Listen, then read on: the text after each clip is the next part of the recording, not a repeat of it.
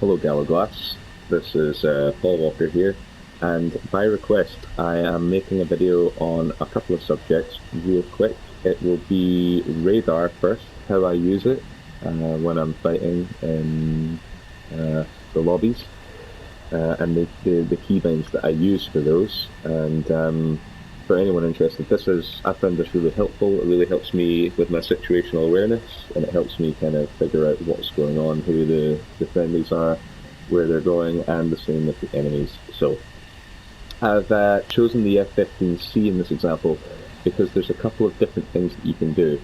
So usually when I start the game, it's a good idea to bind the radar on and off, because when your radar is off, the enemy RWRs will not ping, and therefore it could be a good way to sneak up on enemies.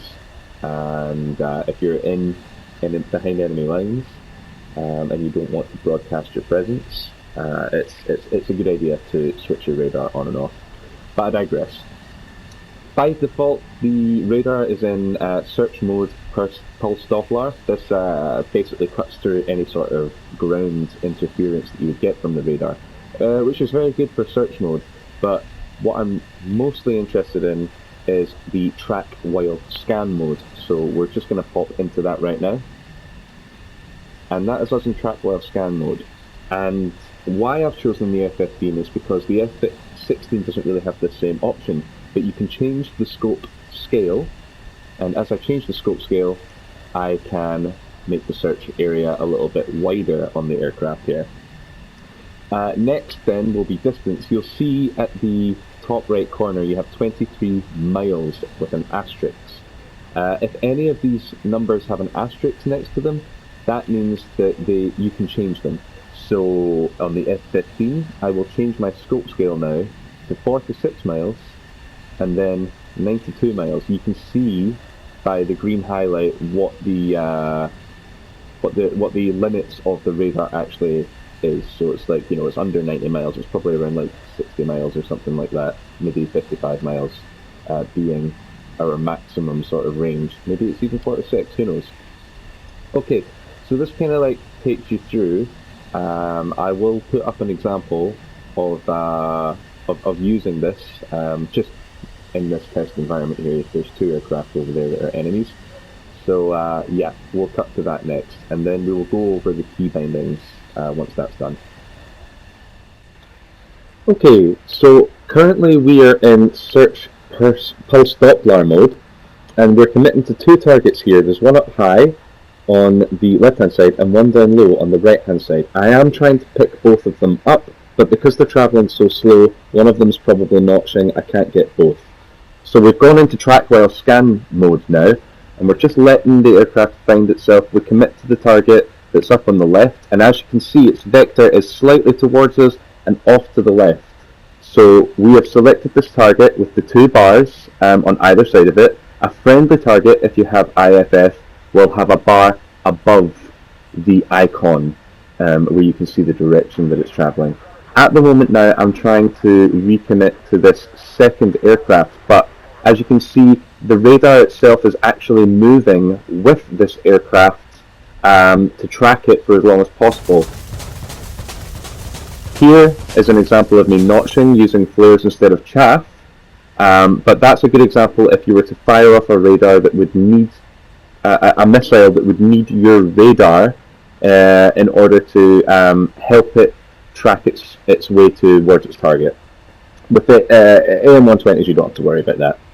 As you can see now, I've gone back onto track while scan, and I am going. I'm going through the different sort of scales of the radar. This shortens the waves in which it travels, so you can actually have an easier job tracking the aircraft. It is very slow, and it's travelling away from me here.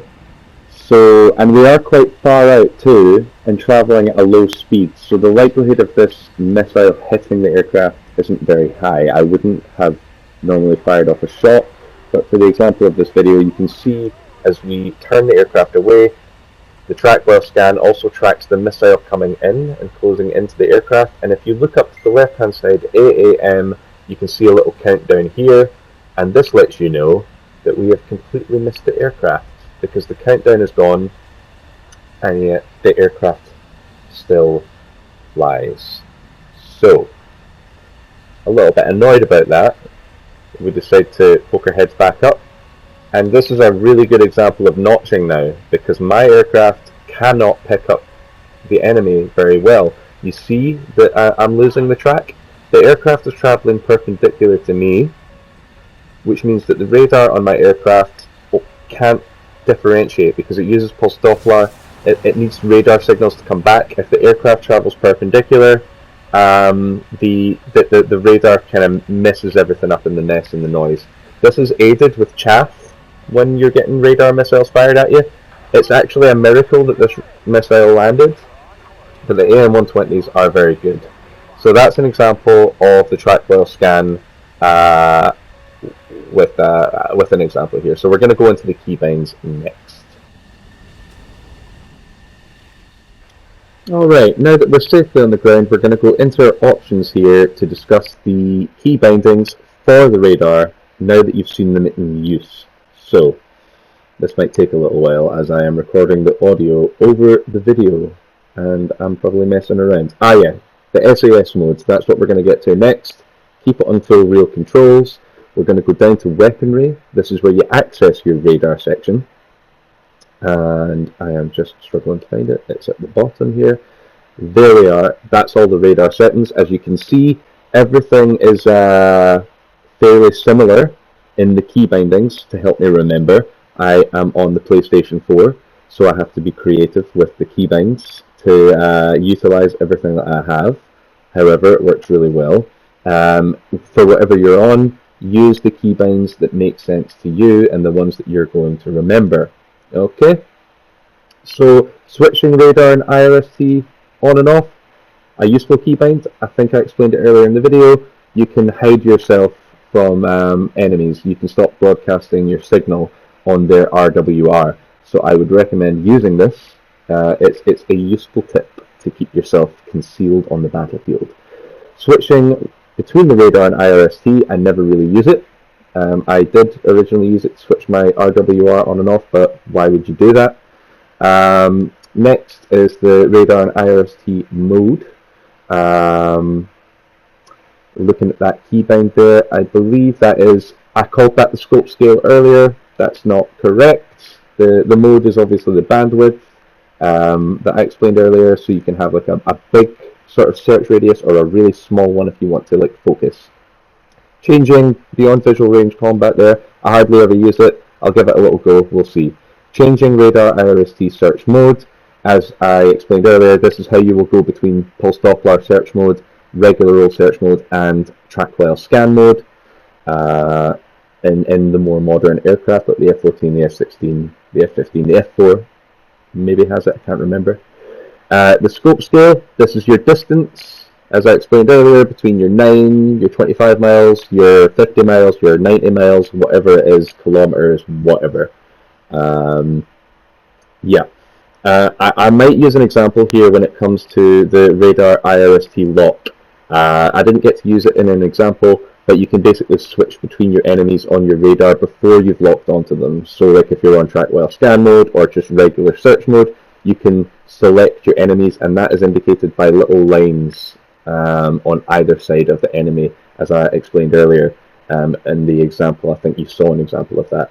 So lock radar IRST on target. If you have sparrows, you probably already have this keybind, but you need that to fire certain missiles, not the AM-120, not the heat seekers, but other radar guided missiles. Okay, so that then concludes that section, I believe. We'll talk about the SAS mode. What am I doing now? Alright, now that I remember what I'm doing, we have popped into the A10 for the example of the flight characteristics between SAS mode and SAS mode is the function. With this function you can go between damping mode, automatic leveling mode, or full manual mode.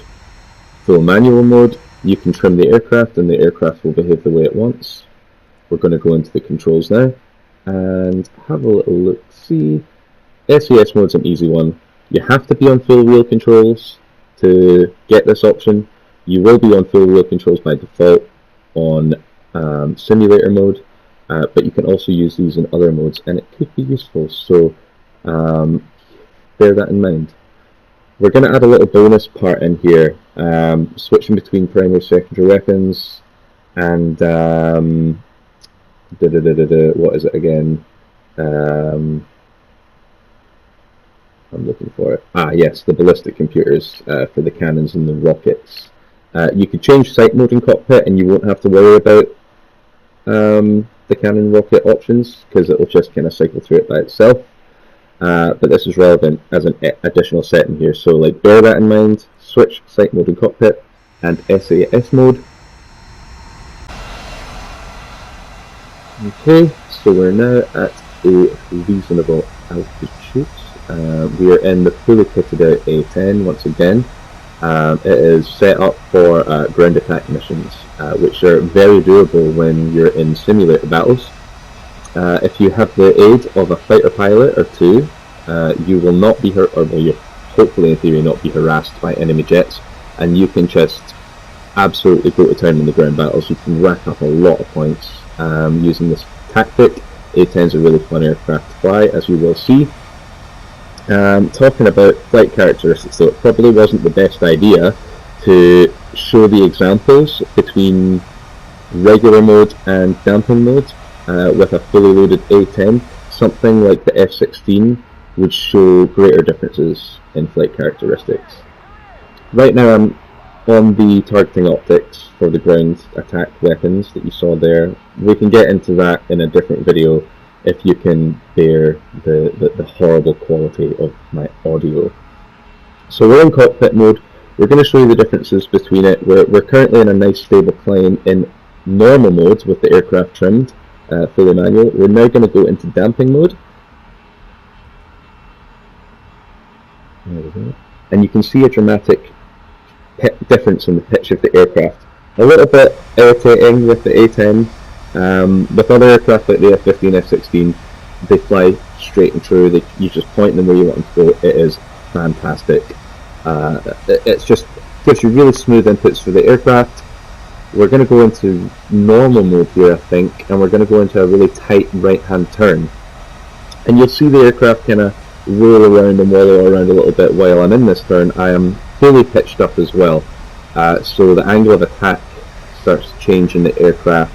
The wings get buffeted. We're in our climb right now with manual mode, but as the wings get buffeted with a high angle of attack, the aircraft loses lifts in the wings at different rates at different times, and this is what causes the aircraft to kind of roll kind of violently. You're sort of pushing the aircraft out with its limits. Again, these examples are much more extreme with an aircraft like an F-15 or an F-16 or a Russian counterpart.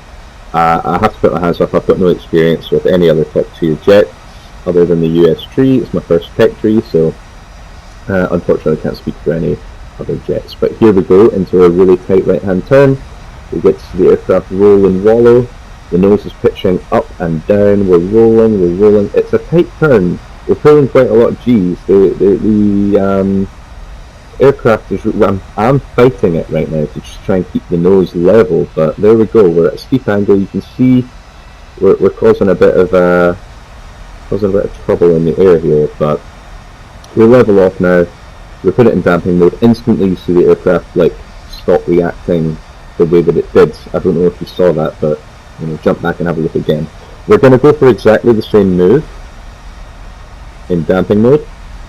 Still a steep angle of attack, but as you can see, the aircraft isn't really wobbling as much. I am doing pretty much the same thing. I just don't have to react as much anymore, and the aircraft flies really true and stable. It's real nice.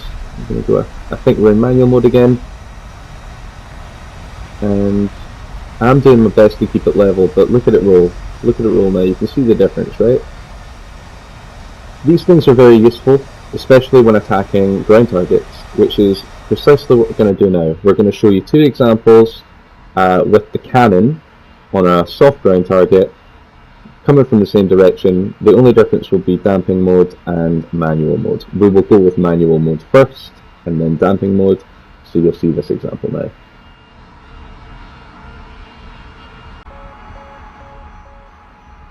Right, so here we are on our nice relaxed approach. We are currently selecting our weapons to cannons. We have changed to cannon on ground target for the sight mode. This will come into play as we approach our ground target here. We bank in for the attack. We're zooming in so we've got a good idea of where we are. Nice and steady. Good approach.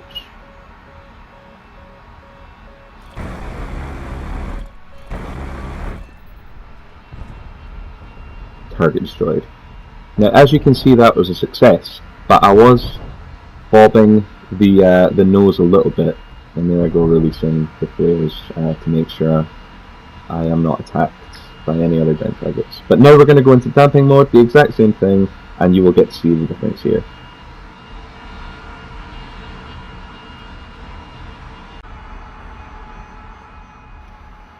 Right, so once again, we are coming into our target a little bit higher this time. I felt a little bit shallow on that first attack, even though it was a success. But now we're going into damping mode, as you can see on the bottom of the screen there, making sure that I'm lining up nicely for my target.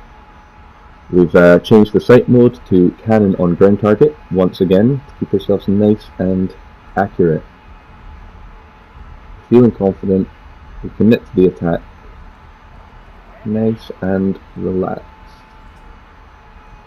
Target spotted, calling the ball. We get a nice satisfying gun noise here, and that's our target. See the difference? One go. They had no idea what hit them. And off we go, we pop the flares again to protect ourselves from any additional missiles, manpads. So that concludes that section, SAS mode and the sight mode for these aircraft. This is all relevant to air targets as well as ground targets. The next part here, I'm just feeling a little bit saucy, so there's a tank and a truck behind me that I'm aware of. I'm going to switch over to the rockets and change the sight mode, the ballistic computers to the rockets. So you'll get a little bonus example there if you can be bothered, but this was mostly just for me. So here we are, approaching our targets. We go into our targeting optics here. Now, I just used the change view button for that. In Sim, you just go straight to this and then straight back in the cockpit. We've identified our two targets here. There's a tank up front, real tough target. Behind that is a softer target, a truck. We now kind of veer off to try and get them lined up, right? We want to take both of them out at the same time. We want to make it as easy for ourselves as possible. We change our sight mode over to rockets here, and we switch our ballistics computer on for the rockets. We now select our hydro rockets. Something a little bit funny happens here next, right? There's probably something up with my key bindings here, which is why it's important to be thoughtful about your key bindings. But now I've changed my sight modes, and it's instantly switched me to my AGMs. So I'm back onto my sight modes for rockets. I will have to now deselect my rockets in the weapons selection here. There we are. Sight mode rockets, 70mm hydro rockets are a go. We're now on our final approach here. Damping mode is on for certain. Once again, it's a preferred mode for ground attack. It just keeps everything smooth. So that's just me compounding this example here. We're now approaching our targets, and I'm going to shut up and enjoy the fireworks.